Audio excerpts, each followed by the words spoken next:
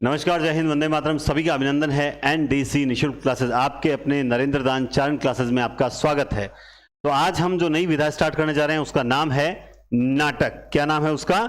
नाटक। तो ज्यादा नाटक नहीं करने हैं, चुपचाप सारे नाटक याद करने हैं। पढ़े वैसे हमने पढ़ा जैसे, बिल्कुल लिंक सिस्टम से याद करवाएंगे शानदार तरीके से। वैसे अब मैसेज आना शुरू हो गए, सर आज तो आप बीकानेर में नहीं हो तो फिर क्लास कैसे आ रही है? मैं चाहे बीकानेर में रहूं या बाहर रहूं, कहीं दिक्कत नहीं है। ज्यादा इमरजेंसी का तो नहीं कह सकता, लेकिन फिर भी कहीं पर भी रहे, मन हमारा यहीं इन्हीं क्लासेस में रहता है कि कैसे भी करके शाम को 9 बजे आपसे रूबरू हो जाए कि हाँ देखो आपको क्लास दे दी। यही होती है मेहनत और यही होता है जुनून कि बस 24 घंटे एक ही दिमाग में बात चलनी चाहिए। चलिए हम पढ़ेंगे नाटक। तो नाटक में जैसा कि हर रचना में होता है, सबसे पहला मौलिक नाटक को लेकर जब विवाद होता है कि भाई सबसे पहला मौलिक नाटक कौन सा था, तो सबसे पहले हम पढ़ते हैं कि रीवा नरेश महाराज विश्वनाथ जी का है एक नाटक है जिसे हम बोलते हैं आनंद रघुनंद। इस नाटक को हिंदी का प्रथम नाटक कहा गया। लेकिन क्या केवल यही हिंदी का प्रथम नाटक है? तो इस पर मैं आपको और भी बताता हूं। जैसे सबसे पहले आपने सुना होगा गए सुकुमार रास। सुना है कि नहीं सुना? गए सुकुमार रास है ना।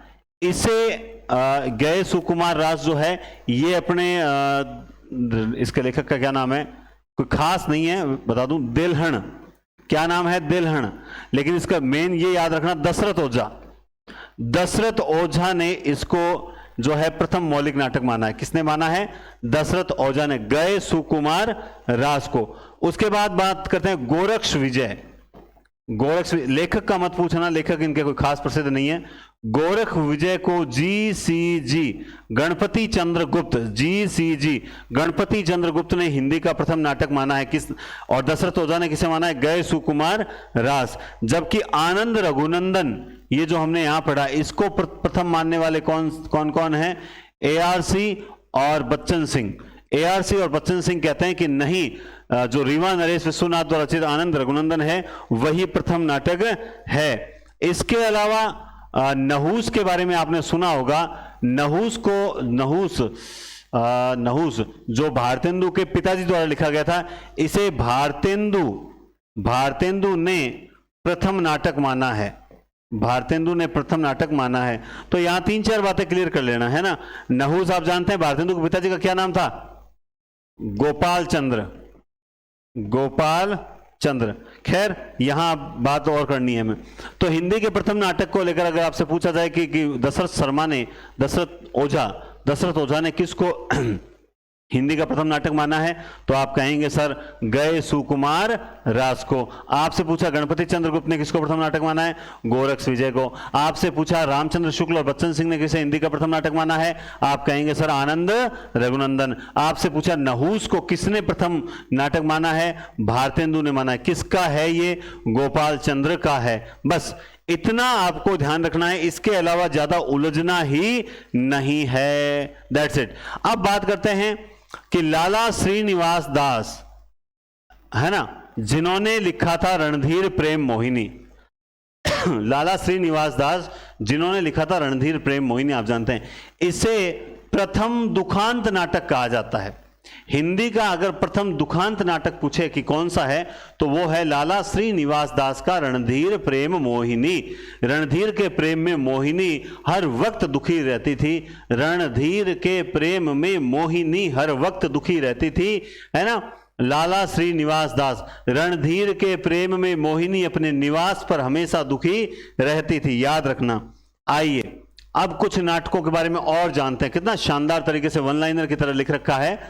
अगर आपसे पूछे कि शेक्सपियर के सभी नाटकों का हिंदी अनुवाद करने वाला व्यक्ति कौन है, तो वो है लाला सीताराम। वो कौन है? लाला सीताराम जो हैं, स सीताराम स शेक्सपियर, स सीताराम स शेक्सपियर। अब बोलोगे सर ये स को स से ये कौन सी ट्रिक है?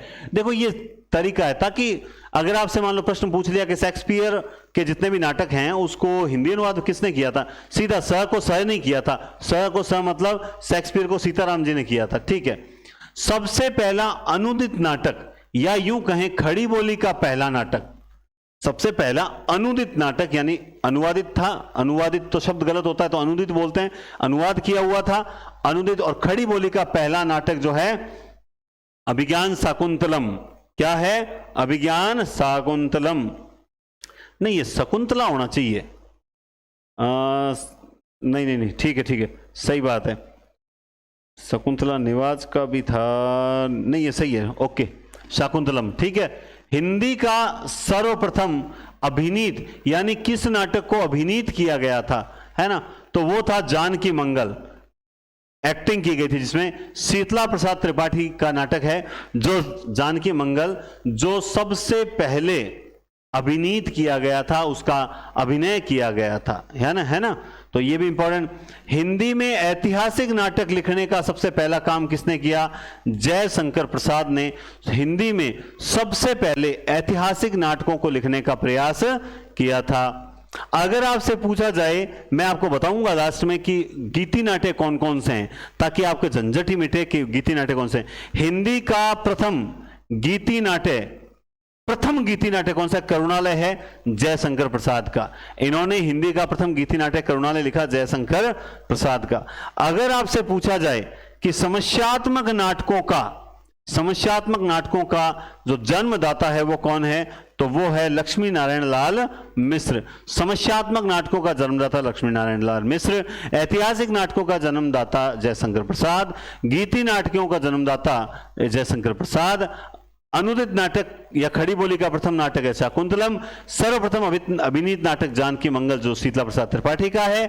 फिर आपसे पूछा जाए कि प्रतीकवादी नाट्य परंपरा का जो आरंभ है वो किसने किया या जनक कौन है, तो भी नाम किसका आएगा? जयशंकर प्रसाद ने ही सबसे पहले प्रतीकवादी, प्रतीकों को लेकर नाटक लिखने का आरंभ किया। तो ये वन लाइनर एक एक चीजें हैं, 2-3 बार इसे पढ़ोगे तो निश्चित रूप से आपसे याद हो जाएगा। अब बात करते हैं किसकी? अनुदित नाटकों की, भारतेंदु की। भारतेंदु के आपको पता है कि जो कुल 17 नाटक जो लिखे गए हैं जिसमें मौलिक हैं और अनुदित हैं। तो अब बात करते हैं सबसे पहले मौलिक नाटकों की। इसकी करते हैं मौलिक, लेकिन अनुदित और मौलिक के बारे में विश्लेषण से नहीं बताऊंगा मैं अभी आपको, क्योंकि मैंने पीछे आधुनिक काल की जब स्टार्टिंग की क्लासेज हैं उसमें मैंने बहुत बेहतरीन तरीके से बता रखा है। लेकिन यहां पे आपको 2 ट्रिक याद आनी चाहिए, फटाफट लिख दो वो ट्रिक कमेंट में कि मैंने कौन सी ट्रिक बताई थी। मौलिक नाटक, मौलिक, तो ये देखो यहां पे क में क्या है? 8, क में क्या है? 8, है ना। क लिखते हैं तो क्या होता है? 8 होता है ना। इसका मतलब मौलिक में कितने नाटक हैं? 8 हैं।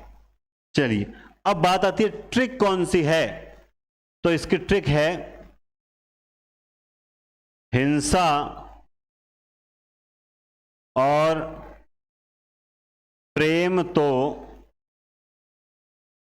श्री विभा देवी की अंधेर नगरी का प्रताप है। अगर आपको ये ट्रिक याद है तो आपको सारे के सारे नाटक याद हो जाएंगे। आपको ये ट्रिक याद रहना चाहिए। अब बात करते हैं सबसे पहले पहला नाटक कौन सा है? वेदिकी हिंसा, हिंसा न भवती, ये है इसका पहला नाटक। दूसरा नाटक है प्रेम यानी प्रेम जोगिनी। देखो यही बात आज पता लगेगा कि आपको जब ये मैंने करवाया था, मैंने इसके सन तक आपको याद करवाए थे, आपको कितना याद रहता है। अगर याद नहीं है तो घबराने की जरूरत नहीं है। सर याद नहीं है और घबराने की जरूरत नहीं, हाँ बिल्कुल, अब भी क्लास के बाद खोल के बैठ जाना किताब और तुरंत याद करना। आपके घर में छोटे बच्चे होंगे, आपके भी छोटे बच्चे होंगे, कोई फ्रेशर होगा उनको छोड़ दीजिए, या फ्रेशर है वो छोटे बच्चे थे। जब हमें कभी कुछ याद नहीं होता था, स्कूल में 2 चांटे पढ़ते थे, उसके बाद टीचर क्या बोलता था? नेक्स्ट लाइन बोलता था, अभी निकाल, कॉपी निकाल, तेरी कॉपी निकाल और बाहर बैठ। अब भी कभी याद करके सुनाएगा फिर घर जाएगा। तो यही सिस्टम जब तक आपके साथ नहीं होगा तब तक आप याद करोगे ही नहीं, सीधी सी बात है। आज देखेंगे इसके कितने ईमानदार से कोई पीछे का खोलेगा नहीं, कोई कॉपी वगैरह नहीं खोलेगा। आज मुझे देखना है कितना याद है। हिंसा और प्रेम तो श्री विभा देवी की अंधेर नगरी का सती प्रताप है। तो हिंसा प्रेम, अब यहां पे श्री, तो श्री से क्या हो जाएगा? श्री चंद्रावली, मैंने इसी लैंग्वेज में बोला था, श्री चंद्रावली, याद हो गया। अब वी से क्या हो जाएगा, विषय विषमोषधम, चौथा क्या है, विषय विषमोषधम, विषमोषधम, ये लीजिए, ठीक है। विभा देवी, पांचवा क्या हो गया, नील देवी, क्या हो गया, नील देवी। छठा क्या हो गया, अंधेर नगरी, क्या हो गया, अंधेर नगरी, है ना। अंधेर नगरी के बाद में एक और रह गया क्या, अच्छा ये रहा, सॉरी, ये हो गया भारत दुर्दशा, भारत दुर्दशा। और तो ये हो गया आपके पांचवा, और ये हो गया छठा, और ये हो गया सातवां, और ये हो गया आठवां।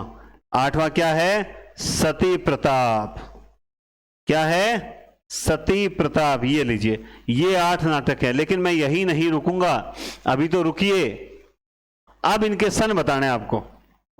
बताओ देखें, तो इसका सन आपको मैंने बताया था कि ये मौलिक और अनुदित को याद करके करते हैं तो और बेस्ट पता लगता है, लेकिन फिर भी ध्यान रखें, हिंसा 1873, शुरुआत कहां से होती है, हिंसा तेरी होगी तब 73, हिंसा तेरी हुई मेरी नहीं हुई, 73। बात करें दूसरे की, बहुत इजी, 1875, जस्ट अगला ले लो, छंद्रावली, मैंने यही बोला था, श्री चंद्रावली 1876, क्या बोला था, 1876 बोला था नहीं बोला था। और 76 में चंद्रावली विषमोषधम, ये भी 1876। भारत दुर्दशा कितने जनों ने की थी, 1880। बोला कि भारत दुर्दशा कितने जनों ने की थी, 1880 जनों ने की थी, 80, या पंजाबी बोलते हैं किसने की, बोला 80 ने की, है ना, किसने की, 80 ने की, इस तरह से याद कर सकते हो। अंधेर नगरी, अरे अंधेर नगरी, नील देवी रह गया, सॉरी, नील देवी, नील देवी क्या मैंने बताया था, 81 साल की थी ये नील देवी, 1881, है ना, नील देवी। अंधेर नगरी पूछोगे तो ये कितने की थी, ये भी थी 1881। और लास्ट ये रहता है सती प्रताप, जो 1883 में लिखना शुरू किया था, लेकिन ये क्या है, अधूरा नाटक है, क्या है, अधूरा नाटक है। अब आप बोलोगे सर ये तो जो है इनके बारे में भी तो सर कुछ बता दो, इनके बारे में आपको पिछली क्लास में बताया हुआ है, बार बार एक ही चीज को रिवीजन करने से मतलब नहीं, आप पीछे के क्लासेस में जाएं और उनको देखें, आपको पता लगेगा कि वैदिक हिंसा, हिंसा न भवती में पशु बलि प्रथा का विरोध है। तो कहीं प्रेम जोगिनी प्रेम में कोई जोगन बन जाए तो तीर्थ स्थानों पर कुकृत्य होते हैं, तो उसका वर्णन किया गया है। श्री चंद्रावली में प्रेम भक्ति के आदर्श का वर्णन किया गया है। विषय विषमोषधम में देसी राजाओं की कुचक्र प्रणाली का वर्णन किया गया है। नील देवी में एक आदर्श, यूं मान लीजिए आप, हिंदू राजा पर चढ़ाई के दौरान एक नारी के आदर्शों का वर्णन किया गया है। अंधेर नगरी की अगर मैं बात करूंगा तो भ्रष्ट शासन तंत्र पर वर्णन किया गया है। इसके बाद एक विशेष बात याद रखना, ये एक रात में लिखा गया है, एक रात में। सती प्रताप इनका अधूरा नाटक है जो बाद में राधा कृष्ण दास ने पूरा किया था। तो अब ये चीज, क्लास सही चल रही है, एक सेकेंड, क्लास गड़बड़ नहीं हो जाए, इस चीज का विशेष डर लगता है। हाँ ठीक है, ओके, आवाज आ रही है ना भाई, हेलो, हाँ ठीक है, ओके। चलिए तो अब बात करते हैं अनुदित नाटकों की। किसकी बात करते हैं, अनुदित नाटकों की। हाँ, तो अनुदित नाटक जिनके बारे में कहा जाता है, इनकी संख्या 9 है। और तो सर हमने इनको 9 पढ़ा, इनको 8 पढ़ा, उसका मैंने बता रखा है पिछली क्लास में, जब ये आधुनिक काल में भारतेंदु का युग करवाया था तब मैंने बताया था कि अनुदित नाटकों में एक नाटक है सत्य भारत। कुछ विद्वान सत्य भारत को मौलिक मानते हैं, जबकि मैंने अनुदित माना है। मैंने क्यों माना है, क्योंकि रामचंद्र शुक्ल अनुदित माना है। तो सर आप दोनों ने अनुदित क्यों माना है, क्योंकि वो अनुवाद किया हुआ है, वो अनुवाद किया हुआ है। मैंने बताया भी है कि भाई बंगला नाटक जो है, बंगला नाटक का अनुवाद है, और सत्य भारत में असत्य पर सत्य की विजय दिखाई गई है, तो इसलिए कारण है। अब 9 नाटकों की ट्रिक आपको बतानी है, तो इसकी ट्रिक बहुत बढ़िया है। वीरप्पा धनमंजरी, वीरप्पा धनमंजरी को सत्य भारत के राक्षस दुर्लभ से छुड़ा ले गए। ठीक है, ये हो गई ट्रिक, है ना। अब देखो, हाँ, वीरप्पा सबसे पहले विद्या सुंदर, क्या है, विद्या सुंदर। र से रत्नावली, क्या हो जाएगा, रत्नावली। पा से पाखंड विखंडन, क्या हो जाएगा, पाखंड विखंडन। धन से चौथा नाटक, क्या हो जाएगा, धनमंजरी। धनमंजरी तो पूरा ही है, आप इसको यूं याद कर, वीरप्पा धनमंजरी को, है ना, सत्य भारत के राक्षस दुर्लभ से छुड़ा ले गए। ठीक है, सत्य मतलब यहां पे हो गया, वो क्या था, सत्य हरिश्चंद्र है, सॉरी मैं सत्य भारत बोल रहा हूं, बार बार ट्रिक वाला नाम बोल रहा हूं। सत्य हरिश्चंद्र, क्या है, सत्य हरिश्चंद्र है। ठीक है, ये तो इसका है। भारत, ये हो जाएगा भारत जननी। ठीक है, ये क्या हो जाएगा, राक्षस दुर्लभ, इसका मतलब क्या है, मुद्रा राक्षस। ठीक है, और इसका हो जाएगा दुर्लभ बंधु। दुर्लभ बंधु, ये है अनुदित नाटक। अब इनमें आते हैं इनके सन के बारे में। देखो, इसकी शुरुआत हुई थी सबसे पहले, हिंसा मेरी नहीं तेरी हुई 73 से हुई थी, लेकिन अनुदित नाटकों की शुरुआत कब होती है, वो हो जाती है 68 से, यानी ये 1868 का है, विद्या सुंदर। आपको पता लग जाएगा कि इनकी नाटकों की शुरुआत कहां से होती है और उनकी कहां से। ठीक है, ये भी 1868 का है और ये 1872 का है। बस ये तीन नाटक स्टार्टिंग में ले लेना, 68, 68 और 72। ठीक है, फिर ये 1873, धन मेरा नहीं तेरा था। सत्य हरिश्चंद्र 1875। ठीक है, देखो 68, 68, 72, 73, 75, यहां तक याद रखना।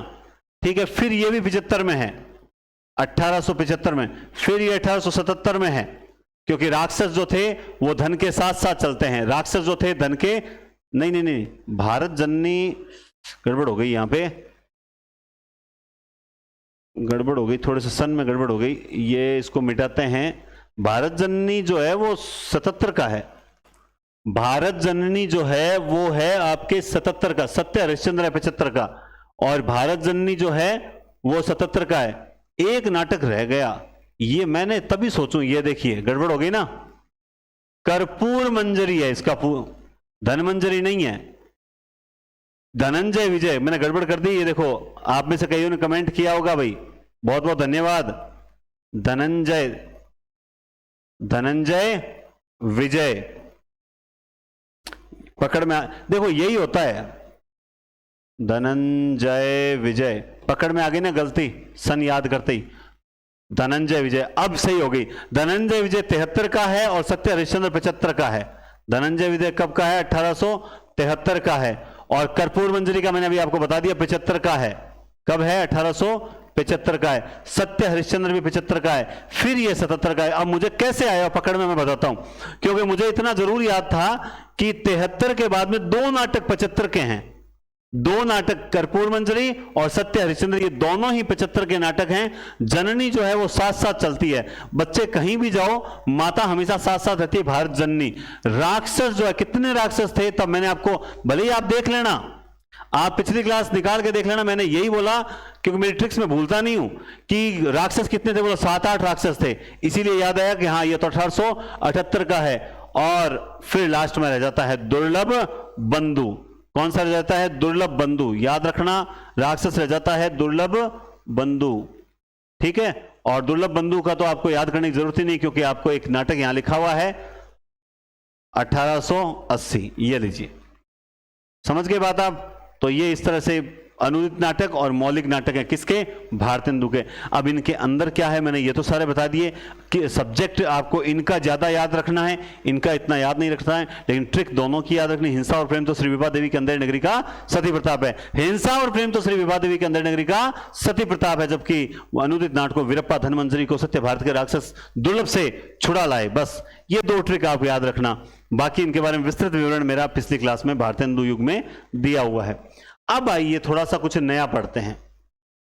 आपने देखा होगा बाल कृष्ण भट्ट का नाटक है, अधूरा नाटक है रेल का विकट खेल, बहुत इंपॉर्टेंट नाटक में शामिल किया जाता है। क्या है, रेल का विकट खेल, ये इनका नाटक है। इसके अलावा बद्री नारायण चौधरी प्रेम घन का नाटक याद रखना, ये सब चीजें मेरी उस वक्त पढ़ाई हुई है। भारत सौभाग्य, क्या है, भारत सौभाग्य। राधा चरण गोस्वामी का है, बूढ़े मुंह मुहासे लोग देखे तमाशे, यह एक हास्य व्यंग्य प्रहसन है, ये पढ़ाया हुआ है। क्या है, हास्य व्यंग्य प्रहसन है। आपको याद करना पड़ेगा शीतला प्रसाद त्रिपाठी का जानकी मंगल, क्या याद करना पड़ेगा, शीतला प्रसाद त्रिपाठी इनका जानकी मंगल, क्या याद करना पड़ेगा, जानकी मंगल नाटक। क्योंकि जो इंपॉर्टेंट है मैं सिर्फ आपको वही बताऊंगा। अभी आपने पढ़ लिया था लाला श्रीनिवास दास का रणधीर प्रेम मोहिनी, इंपॉर्टेंट है तो बताएंगे। इसके अलावा लाला श्रीनिवास दास का कौन सा है, तप्ता संवरण, क्या नाटक है, लेकिन लिखाने की जरूरत नहीं है, लेकिन एक जरूर लिखा देता हूं उस लाला श्रीनिवास दास का। लाला श्रीनिवास दास का एक नाटक बहुत प्रसिद्ध है और उसका नाम है संयोगिता स्वयंवर, ये नाटक इंपॉर्टेंट है। और ये जो तप्ता संवरण है ये इंपॉर्टेंट इतना नहीं है, ठीक है ना। कार्तिक प्रसाद खत्री का एक बहुत इंपॉर्टेंट नाटक आपको दिखा देता हूं, नोट कर लेना। कार्तिक प्रसाद खत्री इनका है, क्या है, कार्तिक प्रसाद खत्री, हां, उषा हरण, क्या है, कार्तिक प्रसाद खत्री ने क्या किया, उषा का हरण कर लिए। बस ये चीज आपको याद रखनी है। भारत सौभाग्य आपने पढ़ लिया, और राधाचरण गोस्वामी का प्रहसन है, ये भी कोई ठीक बता दिया आपको।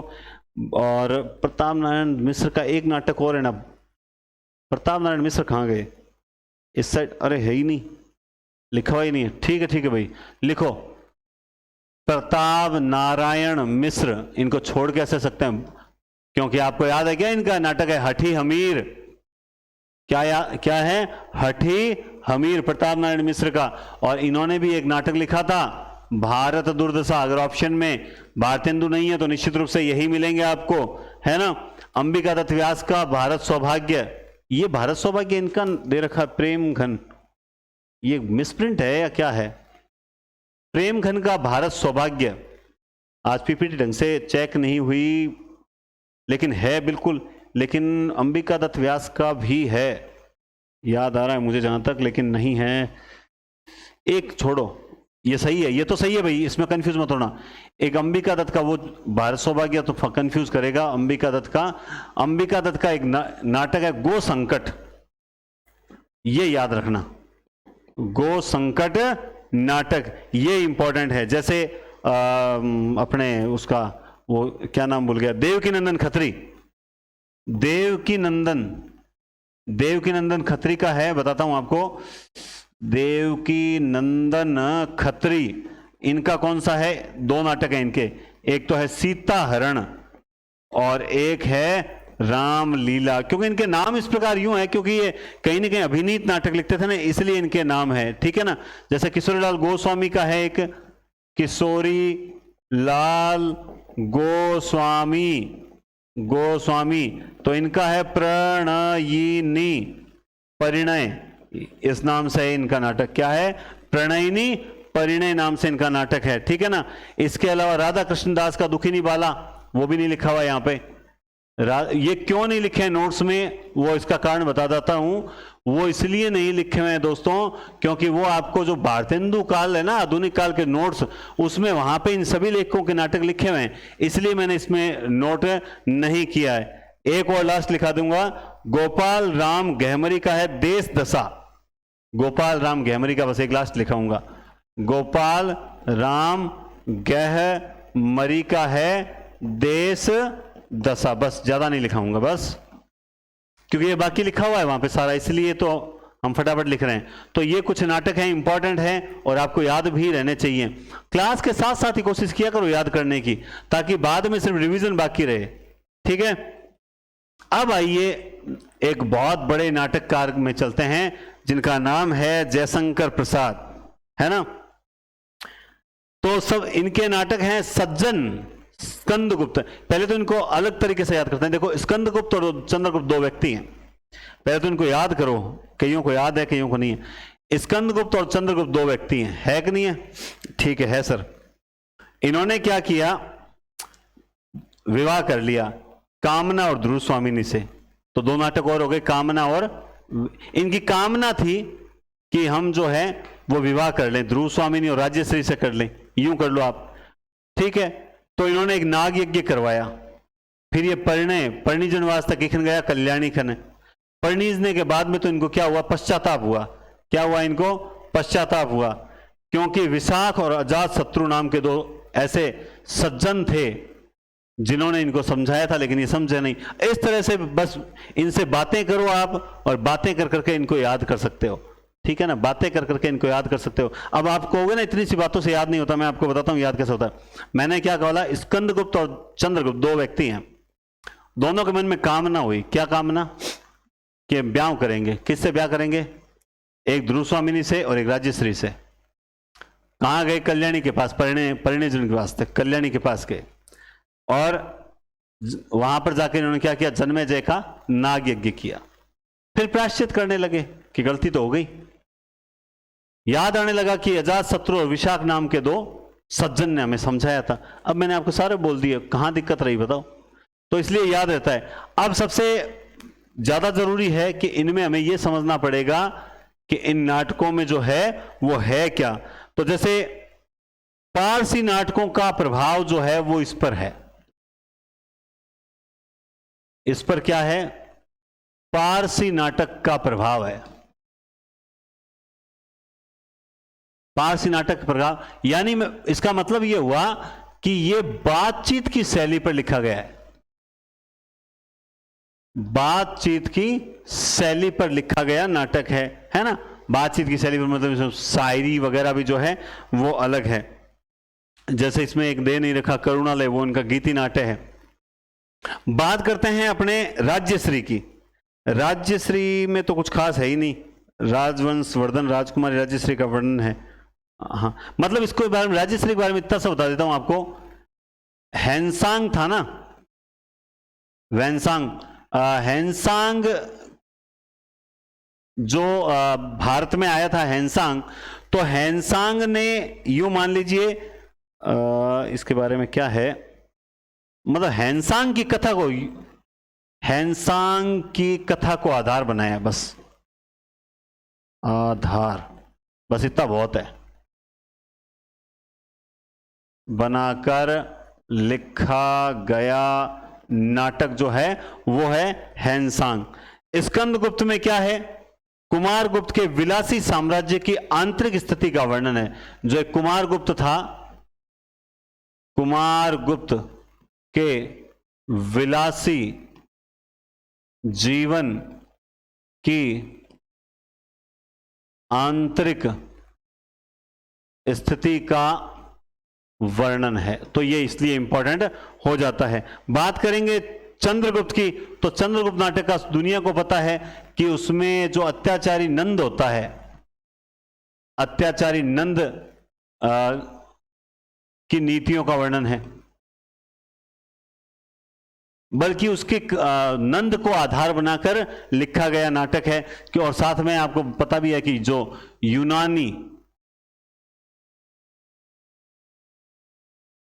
यूनानियों से जो संघर्ष किया था, यूनानियों से जो संघर्ष किया, संघर्ष, उसका वर्णन इसमें दे रखा है, ठीक है ना। और विशाख, विशाख में जन्मेजय का नागयज्ञ ध्रुव स्वामिनी। ध्रुव स्वामिनी फिर भी अच्छा नाटक है, लेकिन जन्मेजय का नागयज्ञ में आपको एक लाइन में अगर मैं बताऊं तो देखो,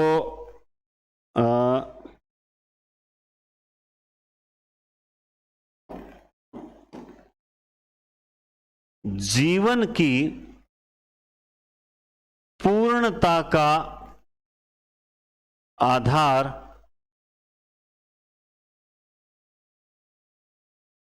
आस्तिकता को माना। यह बहुत बड़ी बात है। जन्मेजय का नागयज्ञ जो जयशंकर प्रसाद ने लिखा, उस नाटक का मूल भाव है कि हमारा जीवन कभी भी नास्तिक रहकर पूर्ण हो ही नहीं सकता।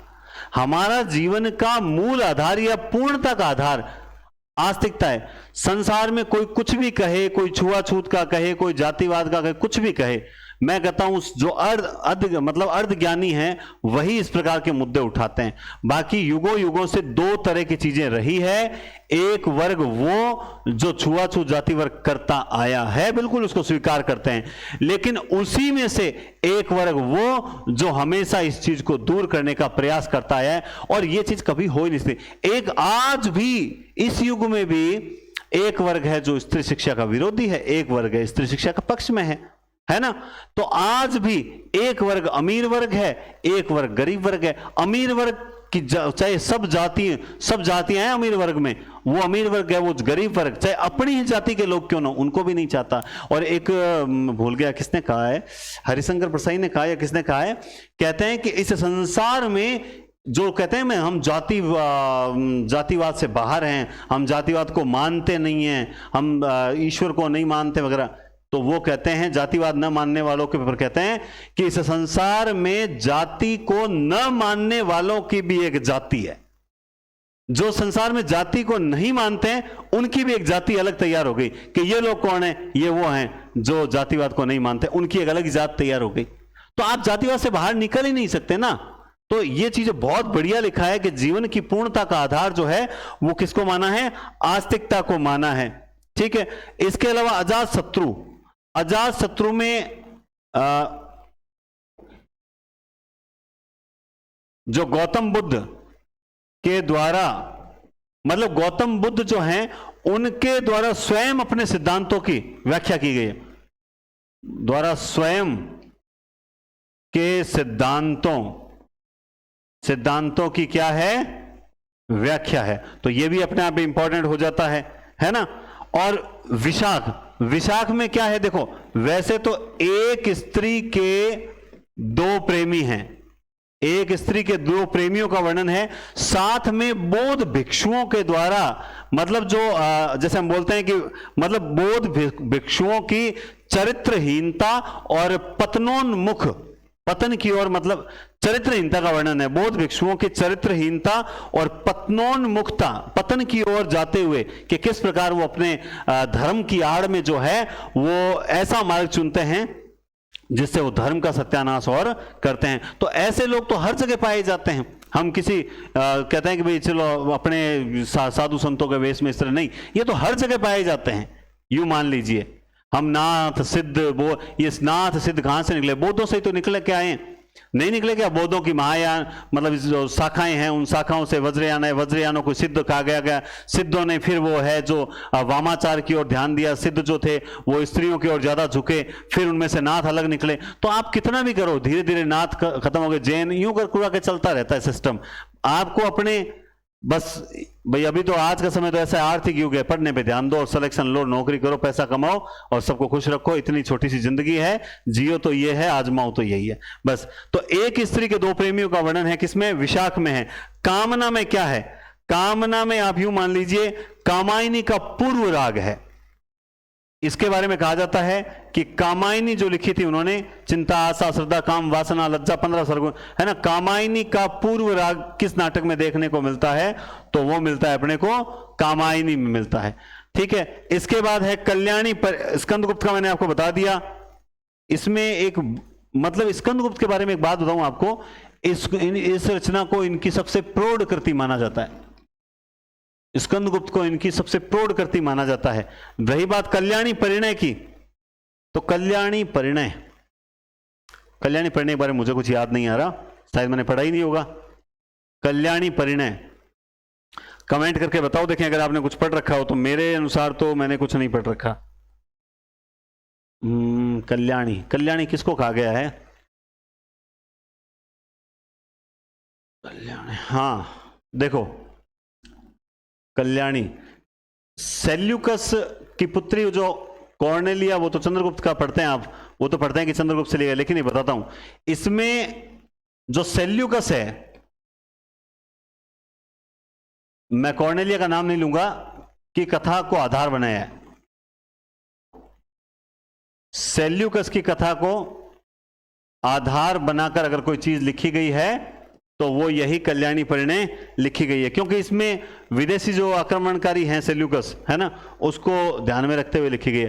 प्रायश्चित के बारे में अगर पूछा जाए किस चीज का प्रायश्चित करते हैं ये लोग, तो आप लोग सोचोगे सर प्रायश्चित किस चीज का, तो आप ध्यान रखें पृथ्वीराज व साबुद्दीन मोहम्मद गौरी का वर्णन है, जयचंद की मृत्यु, है ना भाई। इसमें मैंने जहां तक इसको पूरा तो नहीं पढ़ा है, जहां तक इसमें पढ़ा है कि जयचंद है ना, इसमें जयचंद के बारे में बताता हूं आपको, पृथ्वीराज और जयचंद, इससे आप समझ जाओगे, मैं दो ही नाम ही लिख देता हूं। देखो, जो जयचंद जिस प्रकार से बहुत बड़ी गलती करता है साबुद्दीन गौरी को, जो है भारत पर आक्रमण, नहीं जयचंद ही था ना, हम मैं कहीं इतिहास में गड़बड़ बता दूं, कहीं महाराणा प्रताप को और पृथ्वीराज चौहान को एक समय में मिला के रख दूं, तो पृथ्वीराज चौहान और साबुद्दीन गौरी के युद्ध का वर्णन है। साथ में मुझे लगता है इस नाटक का उद्देश्य है कि जयचंद पश्चाताप करता है कि मैंने स्वार्थवश राजनीति के कारण या अपने ईगो को जो है सेटिस्फाइड करने के लिए है, वो कहीं ना कहीं साबुद्दीन गौरी को आमंत्रण दिया और अपने हिंदुस्तान में जो है एक मतलब विदेशी आक्रमणकारियों के लिए एक मार्ग को मैंने खोल दिया। तो लगभग मैंने आपको सारे बता दिए। अब रहता है हमारा सबसे टॉप नाटक ध्रुव स्वामिनी। इसमें आप ज्यादा उलझना मत, इसमें एक ही चीज ध्यान रखना, स्त्री पुनर्विवाह, बस स्त्री पुनर्विवाह का वर्णन है, इसके अलावा कुछ भी याद करने की जरूरत नहीं है। स्त्री पुनर्विवाह का वर्णन है। अजात शत्रु बता दिया, कामना बता दिया, ठीक है, लगभग मैंने आपको सारे बता दिए। ये तो थे जयशंकर प्रसाद, लेकिन अब कुछ अन्य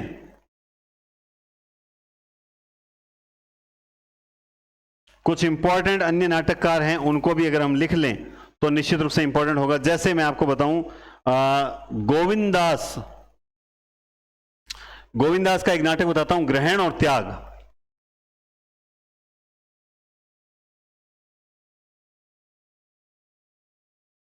गोविंदास, इनका एक नाटक है ग्रहण और त्याग। अब आप बोलोगे सर इसमें है क्या, इसमें है क्या, तो इसमें आपको बताऊं, गांधीवाद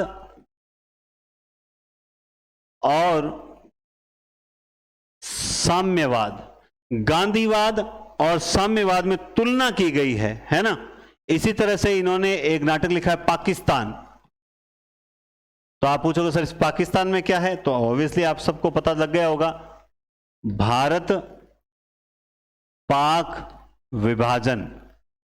ये भी इनका बहुत प्रसिद्ध नाटक है, इसलिए मैं आपको बता रहा हूं, है ना। इसीलिए इसी तरह का इनका एक नाटक और है गरीबी और अमीरी, वो भी आप याद रखो। ये इसलिए बता रहा हूं मैं गोविंदास को क्योंकि इंपॉर्टेंट है नाटकों में, अगर गरीबी और अमीरी, ये तीन नाटक गोविंदास के हैं और इंपॉर्टेंट नाटक हैं, ठीक है। जैसे और बताता हूं आपको, उपेंद्र नाथ का,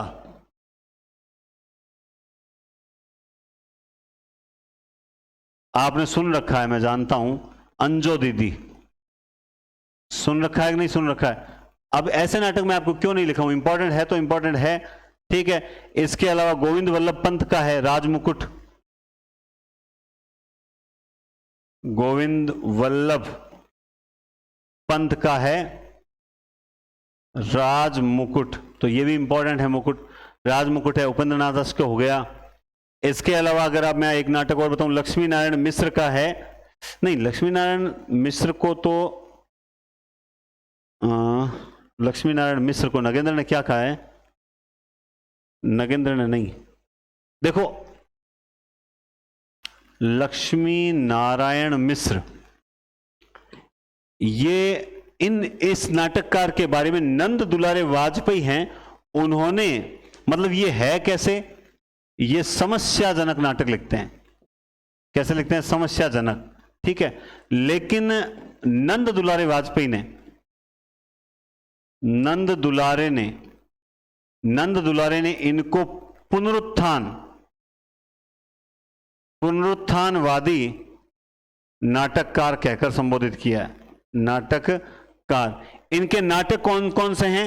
इनके नाटक दो हैं, देखिए, वितस्ता की लहरें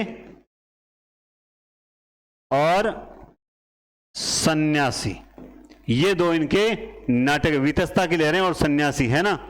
ऐसे ही एक नाटक और बताता हूं आपको, हरि कृष्ण प्रेमी, इनका नाटक है स्वप्न भंग।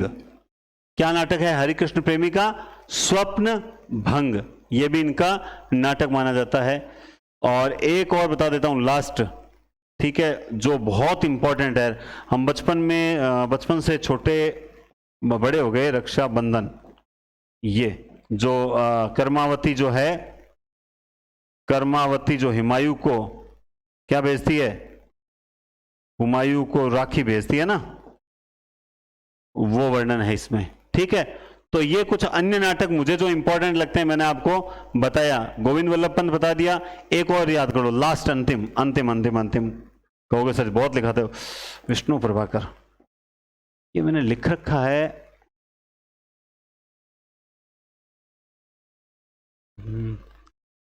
विष्णु प्रभाकर, चलो लिखा हुआ होगा ठीक है, नहीं लिखा हुआ होगा तो ठीक है। डॉक्टर नाटक जो है वो इनका मनोवैज्ञानिक और सामाजिक नाटक माना जाता है। ये कैसा नाटक है? मनोवैज्ञानिक और सामाजिक नाटक माना जाता है, मनोवैज्ञानिक या फिर सामाजिक नाटक माना जाता है, ठीक है ना। जैसे ये राजमुकुट लिखा था मैंने अभी, ये जैसे ये है ना, इसमें क्या है राजमुकुट, इसमें पन्नाधाय की कथा है, इसमें क्या है? पन्नाधाय की कथा है, ठीक है। अंजो दीदी में तो आप यूं मान लीजिए अंजो दीदी केंद्रीय पात्र है, ठीक है। इसमें भारत पाकिस्तान की त्रासदी का वर्णन है।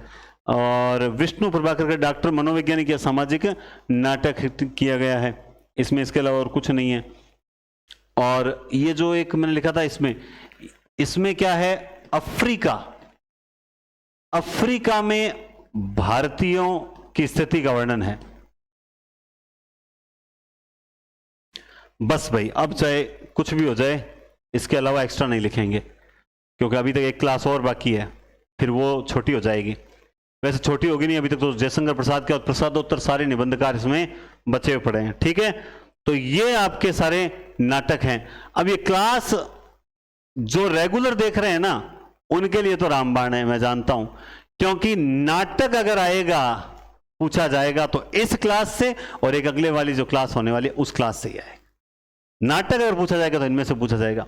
दूसरा, मैं आपको फिर बता दूं, कभी भी कोई भी यूट्यूबर तैयारी कर रहा हो, यूट्यूब पर पढ़ाने वाला टीचर तैयारी कर रहा है, दावे के साथ कहता हूं वो अपनी क्लासेस को खुद नहीं देखता होगा।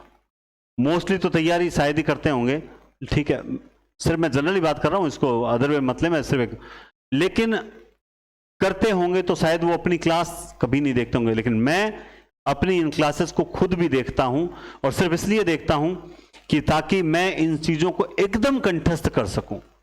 जब मुझे ये इतना कंठस्थ हो जाएगा तो मैं जब भी कभी साल, 1.5 साल, 2 साल बाद वापस एक बार पूरा कोर्स करवाऊंगा, है ना, तो उस वक्त मैं उसमें और भी बढ़िया ऐड कर पाऊंगा। या इस कॉलेज लेक्चरर भर्ती के रिवीजन का समय आ जाएगा, मान लो एग्जाम से 2 महीने पहले जब रिवीजन करवाएं, तो फिर आराम से यहां कुर्सी लगा के बैठ के और पूरा बिना कुछ लिखे, पूरा बिना देखे बोलेंगे, तो आपको लगेगा जब सर को याद हो सकता है तो मुझे क्यों नहीं याद हो सकता।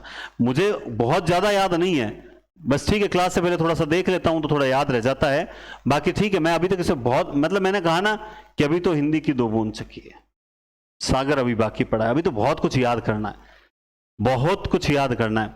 मैं साहित्य की तूती हूं, अगर साहित्य पढ़ना चाहते हो तो मुझसे पढ़ो। इस सेंटेंस तक मुझे जो है याद करना है। मैंने ये थोड़ी कहा मैं गवर्नमेंट थोड़ी कर रहा हूं, मैं तो कर रहा हूं मुझे अभी तो और पढ़ना है, मुझे अभी और पढ़ना है। आप लोग पढ़ते रहें, पढ़ने में जो आनंद है और किसी चीज में नहीं है संसार के। बहुत बहुत धन्यवाद। Take care. शुभ रात्रि।